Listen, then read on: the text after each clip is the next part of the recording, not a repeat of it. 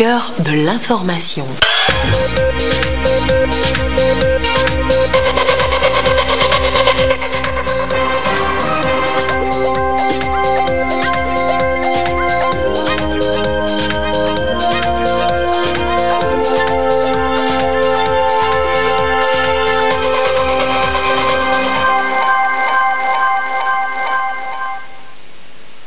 Il est l'heure du journal sur la télévision togolaise. Madame, monsieur, bonsoir. Et voici les titres de cette édition. Les chrétiens du monde entier ont célébré ce 30 mai l'ascension, la montée du Christ au ciel.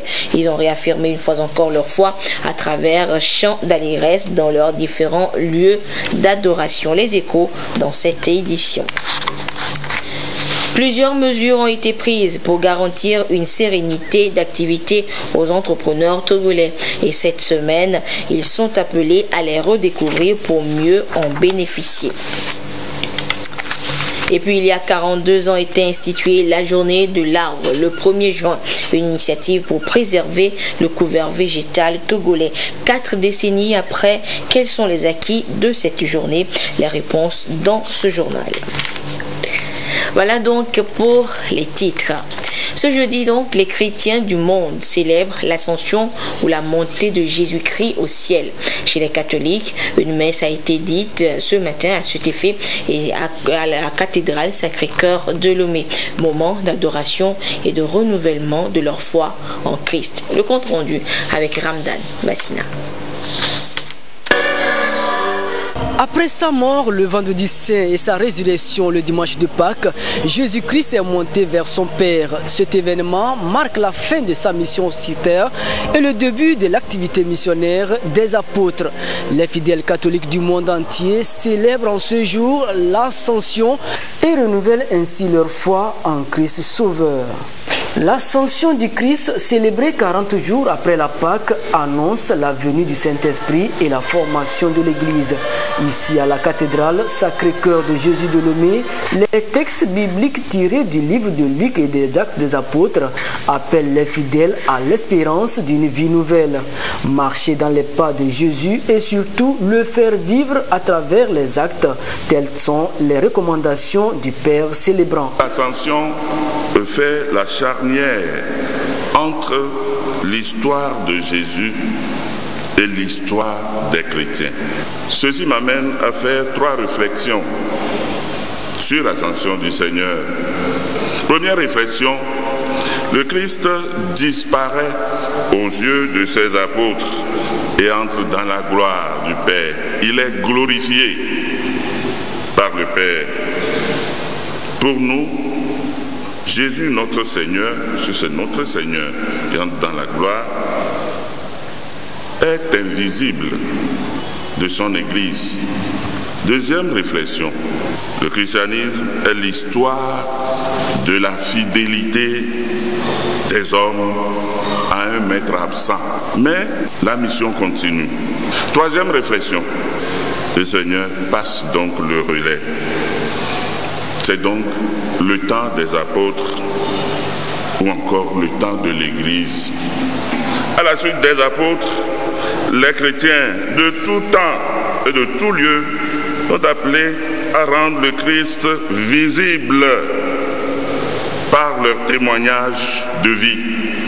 Les fidèles catholiques de la paroisse Sacré-Cœur de Jésus, rassemblés autour du prélat, voient en ce deuxième mystère glorieux une incitation à raffermir leur foi. Si ma foi n'a pas augmenté, si ma foi n'est pas certaine, si notre foi n'a pas augmenté, je ne pense pas que ce matin, on serait encore ici pour célébrer cette Eucharistie en l'honneur du Christ, en l'honneur de l'agneau immolé qui monte, qui va dans les cieux auprès de son Père. Comme il l'a dit, il va préparer une place pour nous. Voilà pourquoi nous célébrons ce jour sa montée vers le ciel. Dans la joie, ils espèrent surtout entrer au sanctuaire du ciel grâce au sang versé par le Messie.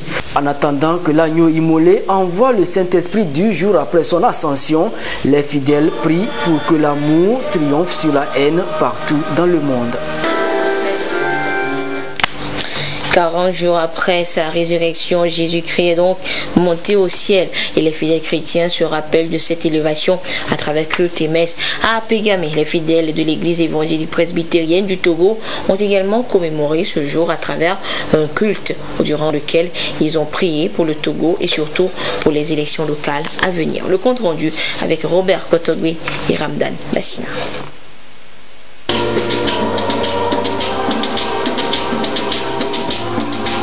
Les fidèles du temple d'Apégame à Lomé se sont réunis en ce jeudi spécial.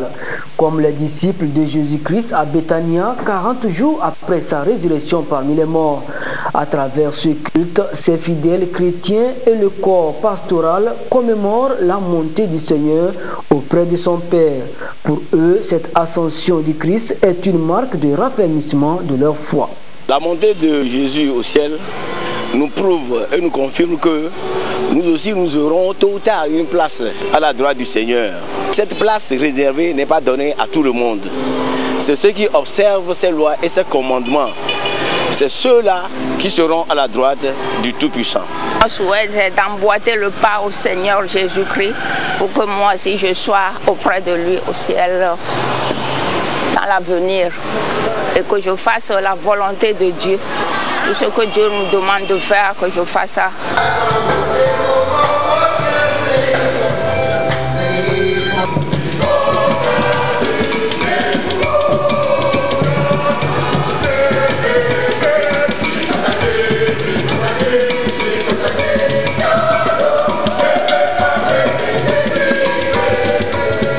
Le mystère de l'ascension, selon le révérend pasteur Agbakla Dieudonné, est une invite à se préoccuper des réalités d'en haut et à œuvrer pour le maintien du corps du Christ, selon l'évangile de Luc chapitre 24, le verset 44 à 52.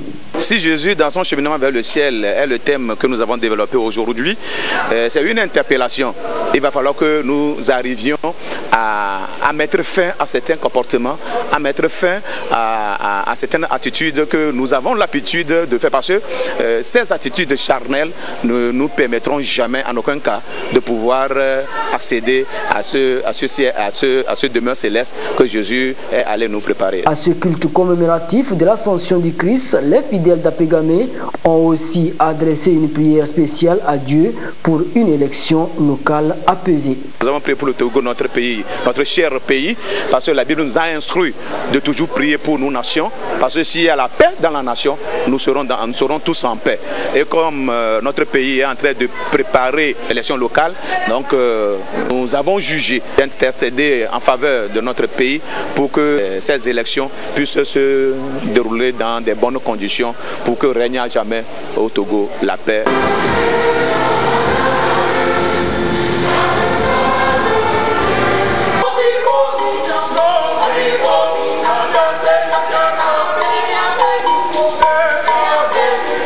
L'ascension du Christ est célébrée chaque jeudi de la 5e semaine après la Pâque.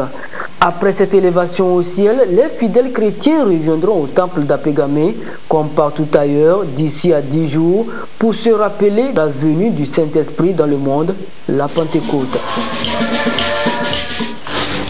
Le climat togolais des affaires est assaini. Plusieurs opérateurs économiques l'affirment et ceci a été possible grâce à une série de dispositions prises par le gouvernement. Et cette semaine, les responsables d'entreprises les ont redécouvertes. Le compte rendu avec Dodo Waré. Les petites et moyennes entreprises et industries font face à de nouveaux défis en matière d'emploi des jeunes, de compétences et de compétitivité. Les chartes des PME-PMI et de partenariats publics-privés et le pacte social sur la formation et l'employabilité des jeunes nécessitent d'être actualisés conformément aux besoins actuels de ces entités et à l'ambition du plan national de développement de créer 100 000 emplois d'ici à 2022. Ces acteurs ici présents vont apporter des amendements sur l'ensemble de ces documents pour permettre aux PME-PMI de jouer pleinement leur rôle de vecteur stratégique stratégique de croissance économique. Au jour d'aujourd'hui, quand on regarde les statistiques en matière d'emploi, on a par exemple des taux de sous-emploi de 22,2% chez le 15-29 ans. Donc les PME constituent aujourd'hui un vivier important en matière de création d'emplois, notamment pour les jeunes. Ces PME-là font face à d'importants défis au niveau africain, par exemple avec la zone de libre-échange continentale, au niveau sous-régional avec le marché commun de la CEDEAO. Donc il va falloir que ces PME-là puissent développer un système de formation qui puisse permettre d'améliorer la compétitivité de ces PME-là. Réorganiser le système de formation professionnelle de manière à induire une certaine compétitivité au niveau du secteur privé, principalement des PME. Les attentes du CADERT, c'est déjà, dans un premier temps, que la charte puisse être mise en adéquation avec les objectifs du PND, et le CADERT le fait dans une optique d'amélioration éventuellement des politiques d'emploi, des politiques qui sont proposées en matière d'emploi des jeunes, pour qu'on puisse réellement aller vers une amélioration avec des actions concrètes, avec des actions qui permettent vraiment de rendre le système de formation, d'enseignement technique et professionnel plus compétitif, de manière à ce qu'il puisse servir éventuellement aux PME. La révision de ces différentes dispositions va donc renforcer la qualité des ressources humaines dans les PME-PMI, les rendre plus dynamiques et plus compétitives, surtout à l'extérieur. Un acte qui devra également leur faciliter l'accès au financement bancaire et favoriser un accompagnement efficace des porteurs de projets et des créateurs d'emplois. Et ces petites et moyennes entreprises et industries PME-PMI ont un rôle important à jouer dans l'atteinte des objectifs fixés dans l'axe 1 du PND, le plan national de développement. Leur apport sera d'une importance capitale et nécessite donc une dynamisation du secteur. Et déjà, ces entreprises sont à pied d'œuvre pour être plus compétitives à l'échelle internationale. Comment alors les PME-PMI du Togo comptent s'impliquer dans la réalisation du PND? La réponse dans ce dossier réalisé par Dodo Poiré. Le financement du PND, Plan national de développement, demande un apport de 65% du secteur privé togolais.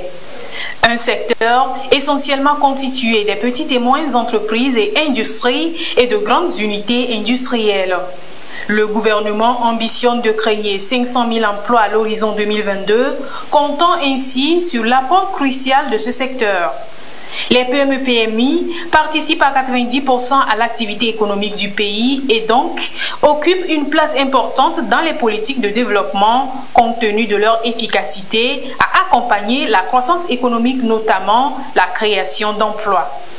Et pour jouer sa partition dans la réussite du PND, le secteur bénéficie déjà de plusieurs dispositifs et mécanismes mis en place par l'État. L'État est là à appuyer le secteur privé. L'État a des dispositifs, notamment un dispositif de l'UMOA que nous appelons dispositif accès au financement des PME.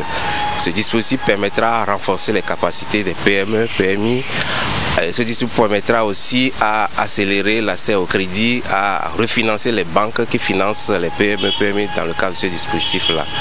Au-delà de cela, l'État vient d'adopter, de valider une stratégie de développement du secteur privé le mois passé. Et cette stratégie prévoit des actions concrètes, notamment renforcer le dialogue entre le secteur privé et le secteur public.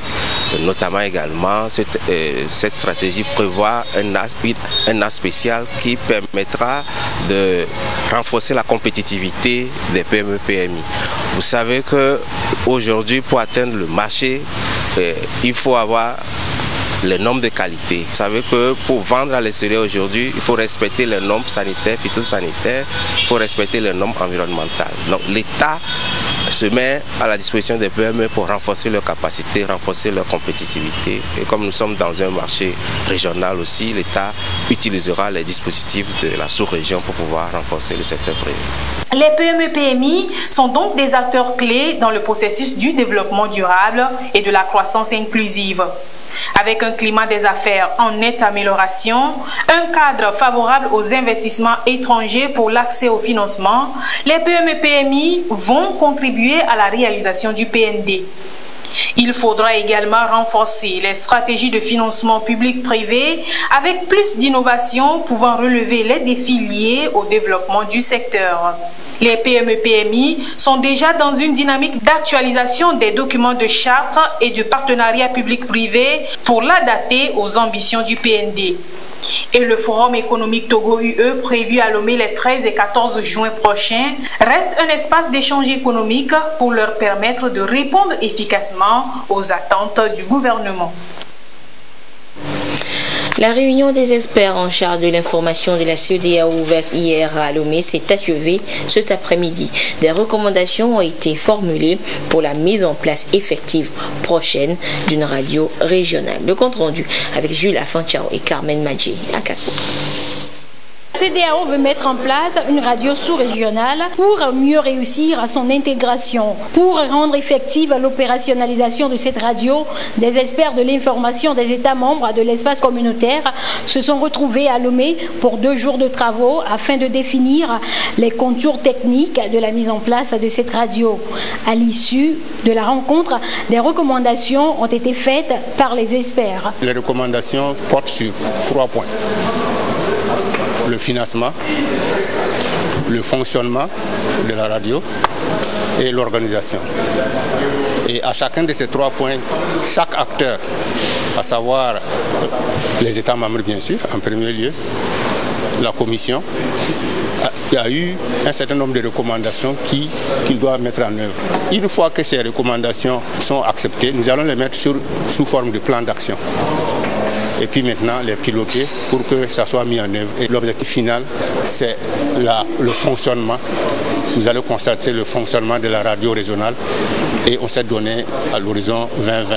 Le gros point des recommandations, c'est surtout la mobilisation du financement pour acheter les équipements, les installer et les mettre en service dans les différents États. Ces recommandations seront soumises dans les prochains jours au ministre en charge de l'information de la CEDEAO. Ces derniers vont donc statuer sur les responsabilités des États membres et de la commission de la CEDEAO en vue de garantir une opérationnalisation effective et un fonctionnement pérenne de cette radio.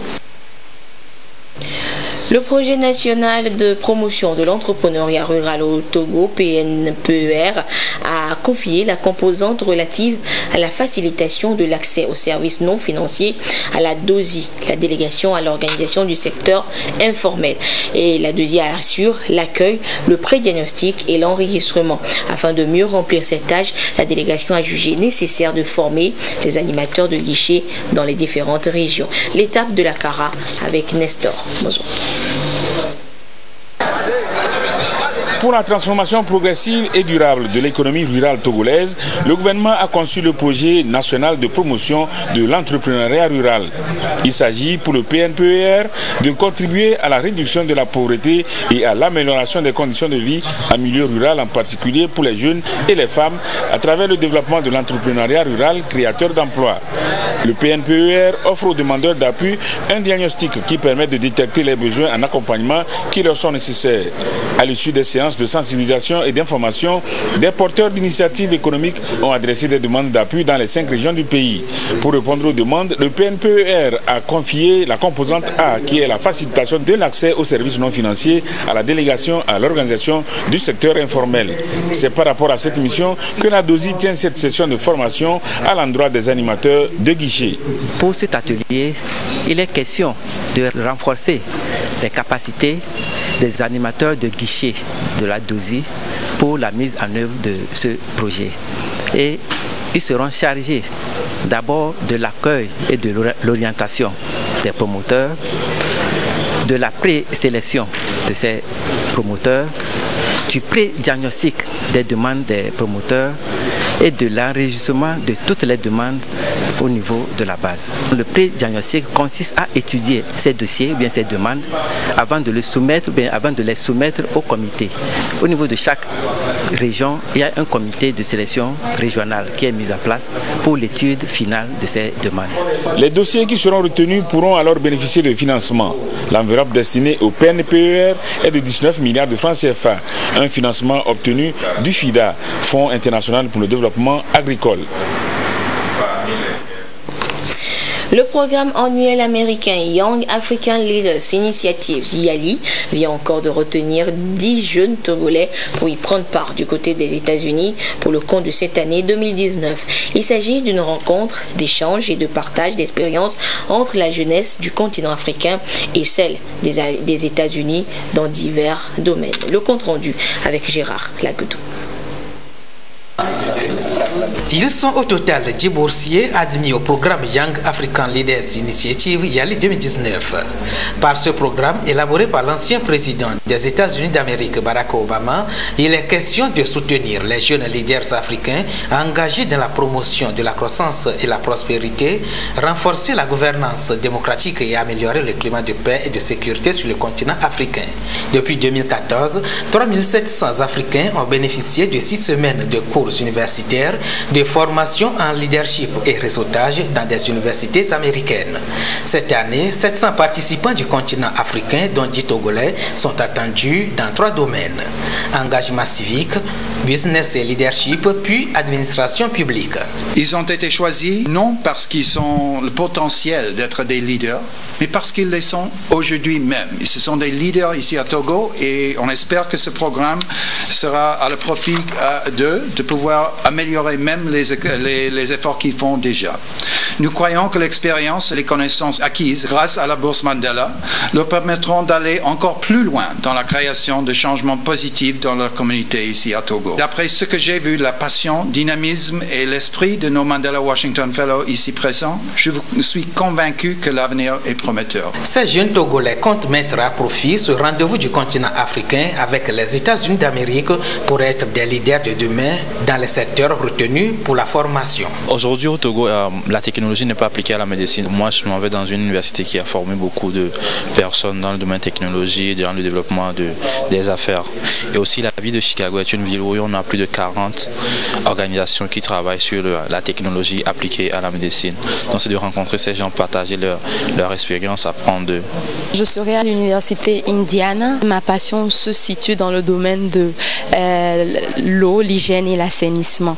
Comment promouvoir l'accès des communautés à l'eau potable. C'est vrai qu'on a des technologies, mais il reste encore à trouver en matière des outils adéquats. Lorsque nous parlons d'agriculture et d'industrie qui sont notamment l'axe de notre plan national de développement, c'est vraiment, le Togo espère au fait engager des résultats substantiels sur 2022. Alors qu'est-ce que les États-Unis, du moins l'État de Virginie où je serai, qu'est-ce qu'ils ont fait en termes d'agriculture et d'industrialisation pour arriver à ce niveau-là? Du moment où on parle d'industrialisation, c'est des acteurs économiques que je vais aussi rencontrer. Donc c'est une vitrine pour moi de faire la promotion des produits locaux, de présenter les priorités que nous avons et pourquoi pas de trouver des investisseurs ou personnes qui seront intéressées par ce que nous faisons. 46 jeunes Togolais se sont déjà inspirés de l'expérience des Américains à travers le programme Mandela Washington Fellowship YALI. Ces nouveaux boursiers, à leur retour au pays, vont bénéficier d'un fonds de restitution des acquis de ce programme pour leur permettre d'outiller leurs concitoyens dans les secteurs ciblés pour le développement du Togo. C'est le 1er juin 1977 que feu président Gnazingbe Eyadema a institué ce jour, journée de l'arbre. Il était question pour chaque Togolais de planter un arbre, plutôt de mettre en terre un plant. La question qui se pose est la suivante. Et après la mise en terre de ces plants, quel est le suivi? 42 ans après, Albertine Yakin nous remonte le temps pour nous. Voici son dossier. L'arbre est une essence naturelle qui joue un rôle fondamental dans la vie de l'homme. Selon les experts en foresterie, les plants ont des atouts dans les domaines socio-économiques et écologiques. À travers ces vertus, l'autorité publique entend pérenniser leur existence dans l'environnement national. C'est pourquoi, le 1er juin de chaque année, la mise en terre des essences est devenue une tradition. Nous collaborons avec les délégations spéciales des préfectures du Golfe et d'Agué, ainsi que la délégation de la mairie, pour qu'une fois les plants mis en terre, puissent être entretenus. Le site retenu cette année pour le lancement de la journée de l'arbre, le 1er juin 2019, est encore le centre d'enfouissement technique d'Akepe. Ce site dispose d'une grande superficie à reboiser et la volonté des gestionnaires du site, la mairie en l'occurrence, c'est de pouvoir reboiser tout le périmètre du site. Avant le 1er juin 2019, l'activité de reboisement qui est à l'actif du ministère de l'Environnement, du Développement durable et de la protection de la nature nécessite certains préparatifs sur le terrain. Au centre de Davier, il y a 8000 plants qui ont été prévus pour cette journée. Nous avons des essences comme le Kaya sénégalensis qui est en place. Il y a les Eucalyptus, il y a le Sena Siamea. Donc, qui sont actuellement en place. Et les 8000 plants, c'est exactement pour le lancement. Il y a aussi d'autres plants de pépiniéristes qui ont produit environ 3 millions de pieds. Ces pieds serviront à planter durant toute la saison. Donc ce n'est pas seulement le jour du 1er juin, mais aussi après, les gens peuvent toujours chercher des plants pour reboiser. Pour une meilleure opération, l'adaptation des essences aux lieux indiqués de mise en terre est l'œuvre des techniciens de foresterie. Le reboisement dans les zones urbaines et périurbaines tient compte de certains paramètres. Par exemple, l'ensoleillement du lieu, l'espace même à reboiser, le sol dans une cour. Il faut avoir à l'esprit que l'arbre aujourd'hui qui est planté va grandir demain. Il ne faudrait pas que à la longue, que les branches, l'étalement des branches ou des racines dérangent les édifices dans la cour. Donc le souci majeur lorsque nous faisons le choix des essences dans les zones périphériques, c'est de ne pas déranger les édifices, de ne pas déranger les installations électriques, de ne pas permettre que les racines, le système radiculaire viennent déranger les infrastructures. Depuis 1977, le reboisement a connu un long parcours. Ainsi, les responsables en la matière nous en disent plus. Pour la période 2008 à 2017, que nous avons fait une évaluation, pour la journée, le lancement seul, nous avons une superficie de 7,8 hectares de reboisés. À cela s'ajoutent les superficies plantées par nos concitoyens et d'autres structures et puis les groupes organisés. Mais toutefois, sur le terrain, le résultat est très encourageant.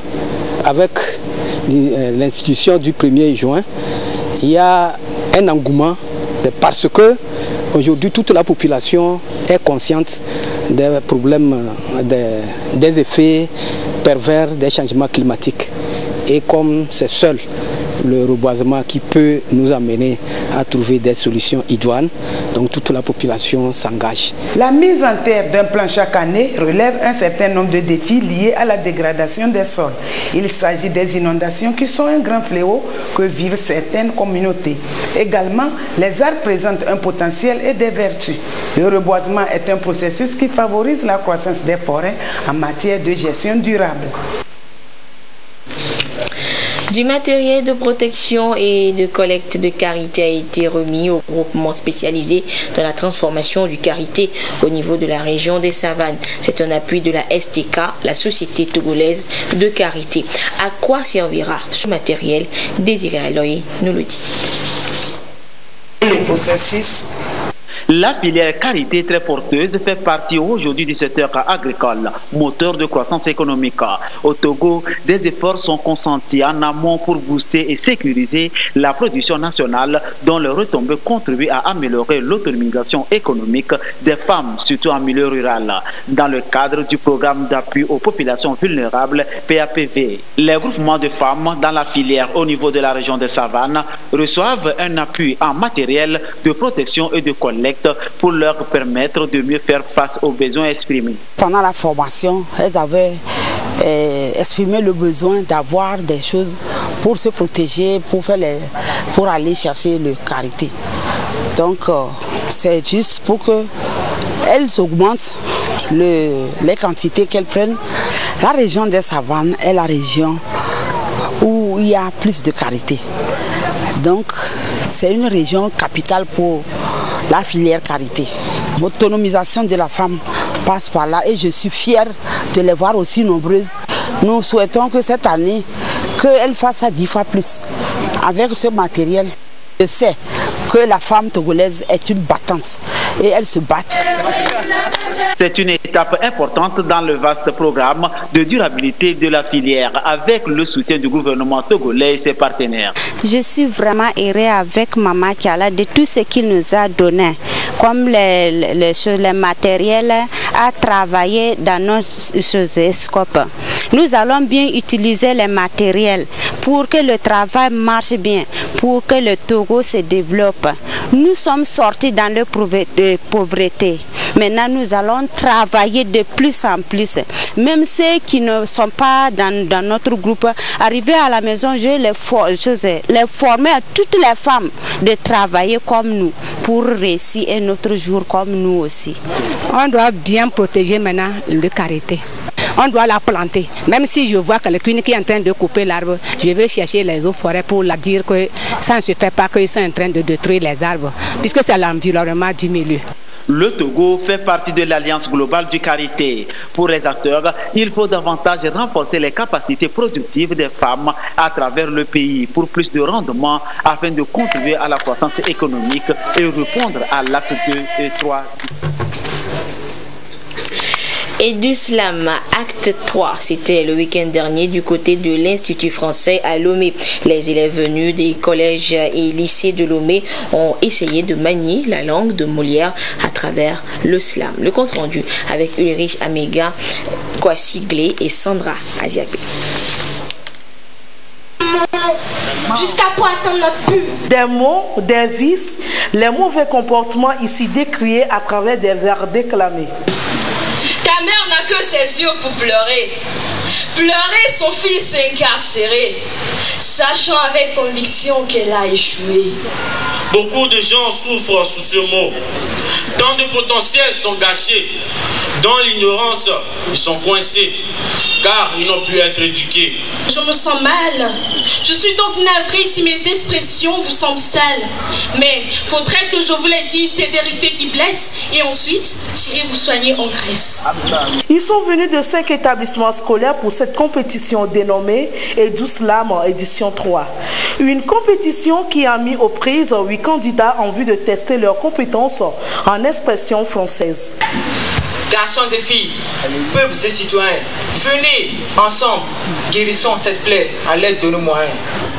Puis après vient le cours de citoyenneté.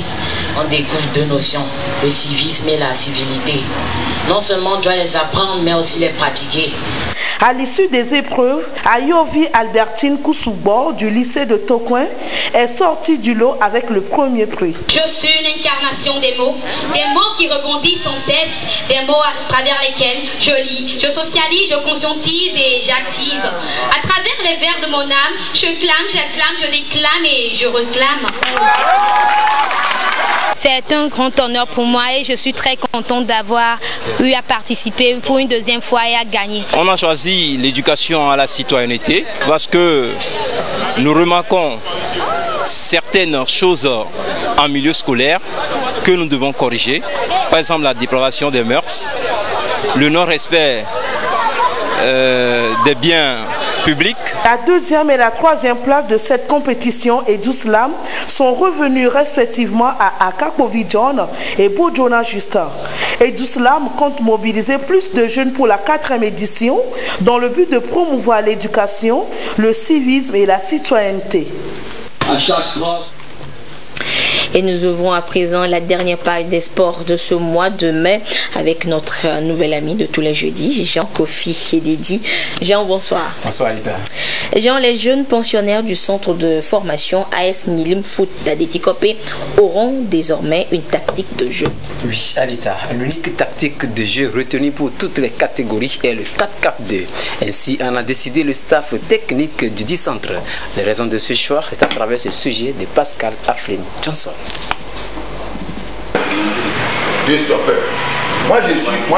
Définir une tactique de jeu unique à toutes les catégories de joueurs du centre de formation AS Nilim Foot, c'est ce qui réunit dans cette salle le staff technique du 10 centre. Après avoir passé en revue les avantages des unes et des autres tactiques, le 4-4-2 classique a été retenu à l'unanimité. C'est pour la technique, comment conduire les enfants, pour avoir un fond de jeu, le tactique de jeu, la technique, c'est pour améliorer nos performances, les performances des joueurs. Le 4-4-2, c'est pour pouvoir empêcher l'adversaire à venir marquer et de remonter le terrain. Et si les enfants sont techniquement au point, donc puissent marquer des buts et empêcher l'adversaire de venir marquer les buts. Créé il y a un peu plus d'1 an, le centre Nilim Foot se veut l'un des meilleurs du pays et pour ce faire, axe son succès sur le travail bien fait. Ça produit, puisque quand je suis arrivé, j'ai revu les enfants. Il y a une petite amélioration par rapport à ce que j'avais vu. Donc je peux dire que ça va, on est à petits pas. Et si on espère quelque chose, il faudra qu'on le mette sur un long terme. Là, on aura vraiment le résultat qu'on recherche. Dans 2, 3, 4, 5 ans, je pense qu'on aura des éléments de Nilim Football qui auront participé à des compétitions nationales, à des recoupements par exemple l'équipe nationale cadette, junior. J'espère qu'on aura des éléments là-bas. Le 4-4-2 définitivement arrêté par l'Est Nilim Foot sera mis en pratique aux prochaines séances d'entraînement et jaugé lors des tout prochains matchs amicaux.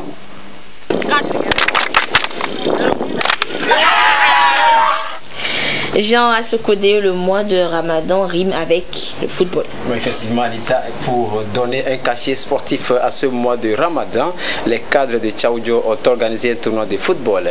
La rencontre inaugurale de cette compétition a connu la victoire des Aigles Royales de Tchaonda sur Pekmewe de Didaouré 2-1.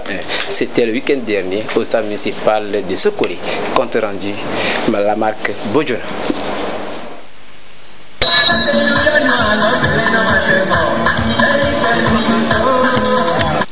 Tournoi du Ramadan pour la cohésion sociale, le temps a été donné par la rencontre de deux équipes de la commune de Sokodé, Kwimkwimsua de Didaouré en blanc et Aigle Royal de Tchawanda en jaune. Le coup d'envoi qui a permis les affrontements a donné l'occasion à la 15e minute à l'équipe de Tchawanda d'ouvrir le score par le dorsal numéro 9.